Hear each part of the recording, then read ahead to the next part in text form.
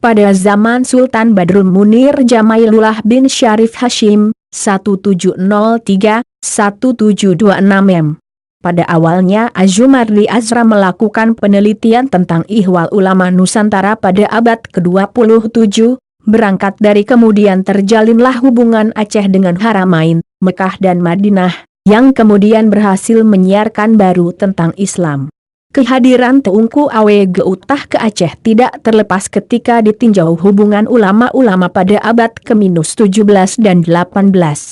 Nama asli Teungku Awe Geutah adalah Abdurrahman Bawarid Al-Asy adalah anak Syekh Jamaluddin Al-Bawaris, yang dapat dilihat saat ini sedang mencari Teungku Awe Geutah masih berkediaman sekitar kuburan di Adi Awe Geutah, Kecamatan Peusangan.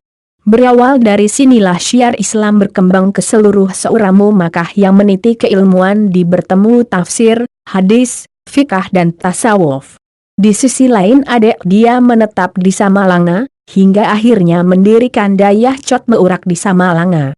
Dalam catatan sejarah kedua dia menuntut ilmu agama pada Syekh Halmis Jaji di Zabit, yang dikisah pada salah satu catatan yang ada di Awe Geutah. Semua catatan tersebut adalah Al-Azkar dan Riyadal Salihin, karangan Imam Nawawi yaitu hadis masalah pemindahan kiblat, hadis mursal, kemudian ada juga yang mengulas tentang silsilah ratib hadat.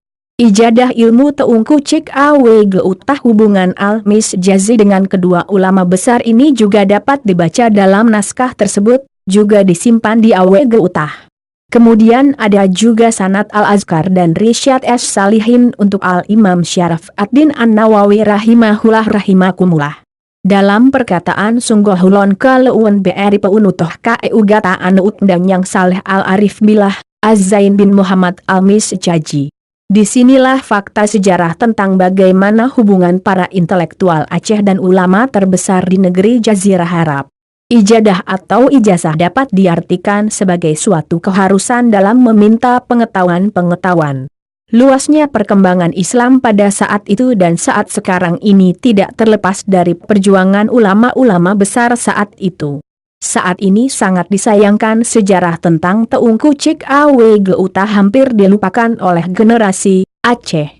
Menurut cerita masyarakat saat ini di daerah yang dulunya menjadi pusat kajian Islam, sekarang juga terkenal dengan sumur udara yang dapat menyelamatkan berbagai penyakit. Udara ini dikenal keramat dan menjadi obat untuk meminumnya. Sampai sekarang pun banyak masyarakat yang datang ke tempat tersebut untuk mengambil air sumur tersebut. Selain sumur, ada rumah Aceh yang diperkirakan telah berdiri selama 600 tahun.